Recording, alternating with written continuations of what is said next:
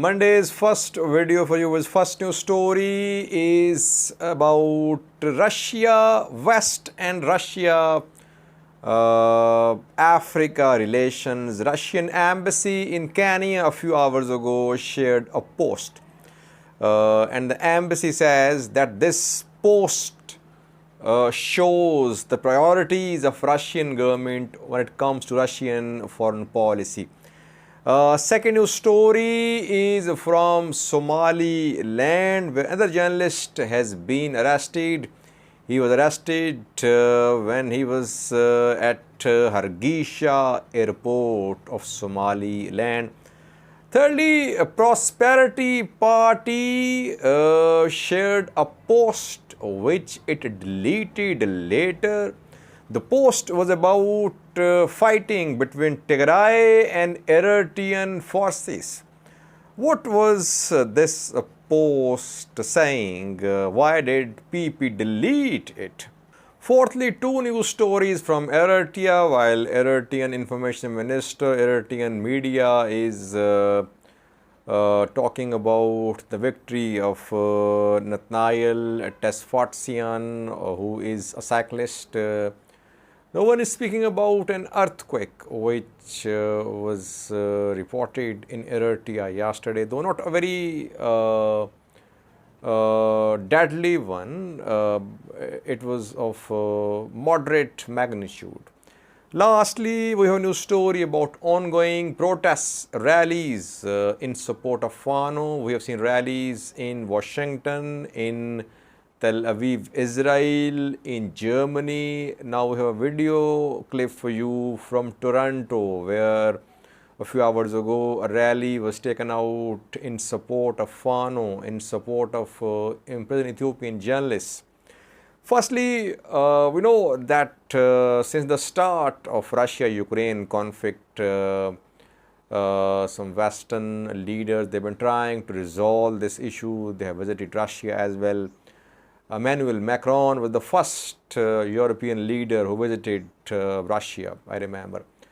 And he stayed in touch with Putin on phone too. Then he was followed by German Chancellor Olaf Scholz, who went to Russia and Ukraine as well, and he held a meeting with Putin, Russian president. And lately, just 2 days ago, we saw Macky Sall, African Union president, Senegalese president, visit Russia. Macky Sall was accompanied by Moussa Faki as well of African Union. Now, Russian embassy in Kenya has shared a post. The post shows 3 pictures. The embassy says that these 3 pictures show the priorities of Russian foreign policy. Have a look at these 3 pictures. The first picture shows Macky Sall and Putin sitting very close. Second picture shows Olaf Scholz and Putin sitting with a long table between them.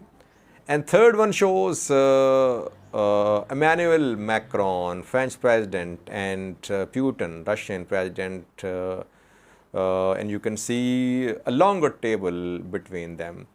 So the embassy says, Russian embassy in Kenya, that just shows the priorities of Russian foreign policy. It means that Russia is saying that Africa is more important for Russia than France or Germany. And we know that Africa has been supporting Russia since the start of this conflict. We have seen that at UN General Assembly sessions, UN Human Rights Council sessions, most African countries either voted in support of Russia, or they abstained, or they were not there to be part of voting. So Africa has been supporting Russia, and this is an acknowledgement at the highest level from Russia that Africa matters more for Russia than Germany or France. Second news story is about a journalist who was arrested a few hours ago. His name is Umar Serbia. Umar Serbia was arrested in Hargeisa, Somaliland's capital. He was arrested at Somaliland's airport, Hargeisa airport. Reportedly, he arrived from Mogadishu at Hargeisa. There, he was taken into custody. Two other Somaliland journalists are in custody, Abdi Jabbar and Muhammad. They have been convicted, they have been charged with spreading false news, but they are denying these charges. Now, third journalist is in prison. We know that around a month ago, Somaliland authorities arrested around a dozen journalists in connection with coverage of a prison riot which broke out, I think, in Hargeisa. And back then, Somaliland government accused the journalists of sharing false information about prison riots in Hargeisa. Now, the journalists have been arrested. Journalist bodies are calling for the release of Umar Serbia. So you see that in Somalia, in Somaliland, in Ethiopia, journalists are being targeted. Kenya is a better place that international news outlets, the journalists, they are allowed to work freely there. Next news story is about a post shared by Prosperity Party, ruling party in Ethiopia, led by Ethiopian PM Abiy. The party is ruling in Addis Ababa, capital, and in regions as well. Most of the regions are under PP control. The party shared a post a few hours ago. Then the post was deleted. What was the post about? We have a screenshot saved for you.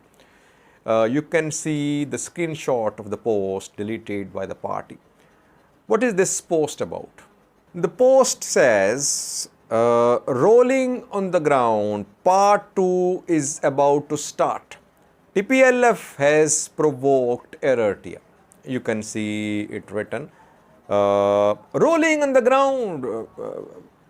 I think in previous videos a few months ago, we covered some protests by Tigrayans abroad, Tigray diaspora community, and they protested by rolling on the ground. It was a way of protesting by Tigrayans against the atrocities committed in Tigray. So PP says sarcastically that rolling on the ground part 2 is about to start. Once again, a Tigrayan diaspora community will start protesting. Why? Because new phase of war is about to start between TPLF and Eritrea. TPLF is provoking Eritrea. So here PP is supporting Eritrea, it seems. So Prosperity Party, an Ethiopian party, is supporting another country against its own people. That is what we saw when PM Abiy invited Eritrea. And PM Abiy and Eritrean President Afwerki's forces jointly launched military offensive on Tigray. The same thinking is being seen that still, if war breaks out between Eritrea and Tigray, Ethiopian government is not going to support Tigray government. It might not support Eritrea as well, but it's not going to support TPLF. The post indicates. The post has been deleted after criticism from different sections of the society. Fourthly, viewers, Eritrean media is giving coverage to Natnael Tesfatsion, a cyclist who won stage 2 of Adriatica Ionica race in Italy, held there yesterday. There he won the second stage, 174.6 kilometer long stage of this race. But no news of earthquake in Eritrea. Several research centers across the world, they have recorded an earthquake in Eritrea, though its magnitude was just 4.6, so it was not very high intensity earthquake, but tremors, vibrations were felt. And most research centers say that this earthquake was reported 75 kilometers away from Amhara in southeastern direction. And vibrations must have been felt in Adike, Massawa, and in some parts of Amhara as well. But I have not seen any coverage of this earthquake. There might not have been any significant damage, but Eritrean media, state media has not covered it. I don't know if they are aware of this earthquake or not, but international research centers are saying there was an earthquake on Sunday in Eritrea around 3:38 p.m. local time. Lastly, viewers, protests in support of Fano, in support of imprisoned Ethiopian journalists, activists are continuing abroad. Diaspora community has been seen protesting in Tel Aviv, Israel, in Berlin, Germany, in Washington, D.C. Now we have a video clip of a rally which was taken out in Canada a few hours ago. Slogans were chanted in support of Fano. We saw placards in support of Maskaram Abira, Solomon Shame, journalists and others. Watch this clip from Canada of a rally in support of Fano. Thank you for watching.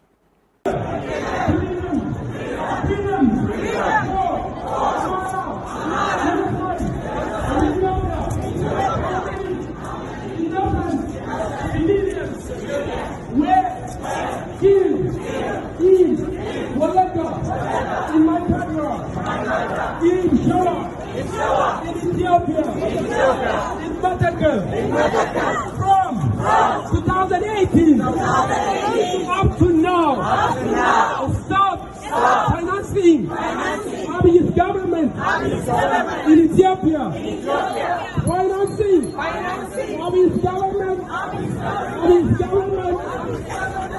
financing genocide. Stop! Genocide!